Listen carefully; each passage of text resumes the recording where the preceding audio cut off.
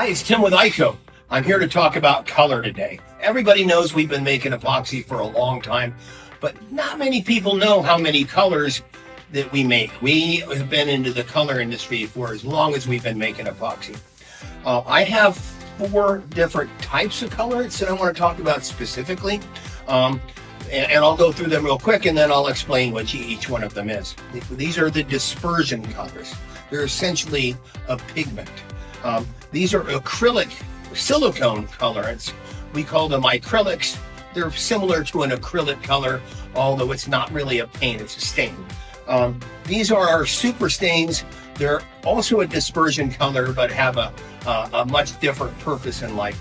And then we've got our mica powders over here, and I'll talk about what the uses of these. But the dispersion colors, as I said, are a tint.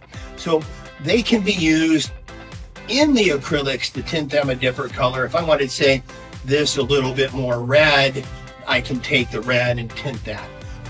Or I can put it into almost any other medium. It can go directly into epoxy and be used for a number of different things. It can be rubbed on any cement-based product and stain it. It can be mixed into, again, any type of cement-based product that used to tint concrete coatings.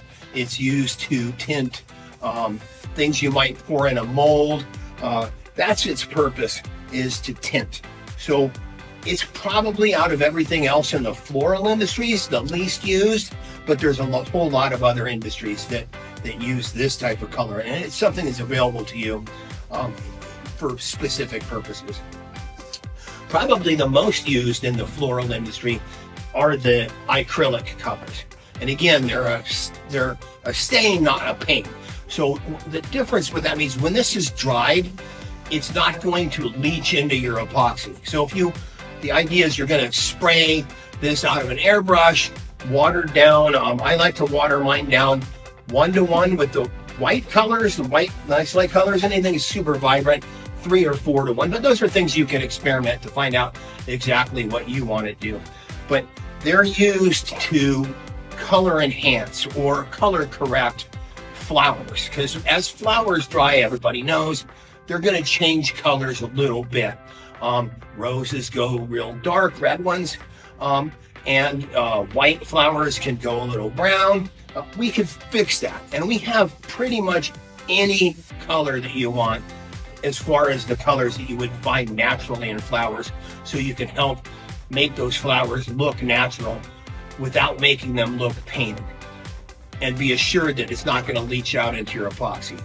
We formulated it for that specific purpose. They're also great for background colors.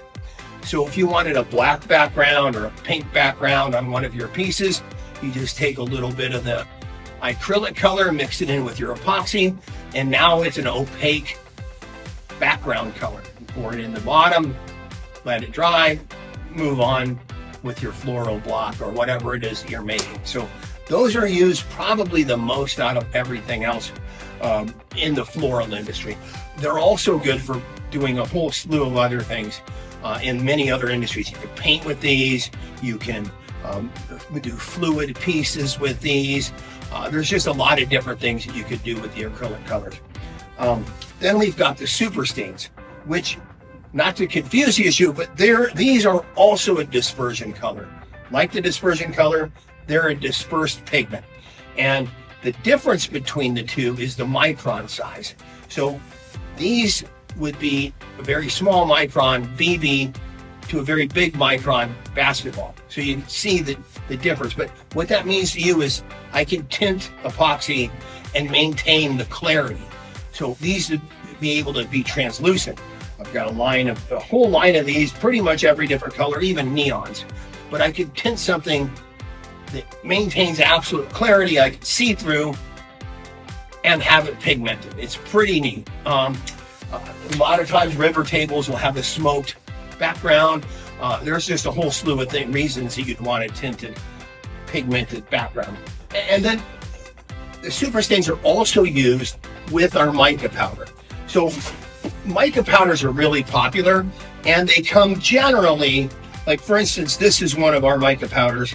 It's copper candy. So this looks like copper, and I've got 5 or 6 different colors of this. It's mostly used for flooring and things like that, but we don't sell a lot of the pre-pigmented ones like what everybody else is doing, because if, say I wanted copper, but I wanted a little bit deeper copper, well, I don't have a little, I've got this color. So if I wanted a blue, I've got that color of blue. If I wanted different blue, I'd have to order completely different stuff. So I'm stocking a lot of different colors, when what I can do is just create it with the super stains. So our mica powders are just white here like this. It's a very fine brine white. When mixed in just by itself, this would give you the metallic, the pearlescent effect that you would see with mixing white mica powder. Now, if I wanted blue or purple, I could just add a little bit of this. So, and I'm going to show you this in just a minute, but make my mica effect, then I tint it however I want. So with the white and the purple, I can make anywhere from a super light lavender to the Minnesota Viking. So you have complete flexibility to create any shade of any color in your mica effects by using our system. So that's a complete overview of our colorant system.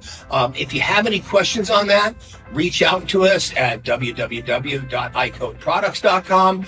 I'm available at tim@icoatproducts.com. I'm available at 602-692-2653. It's my cell phone, text. I'm available to answer any questions that you might have on colors or anything else.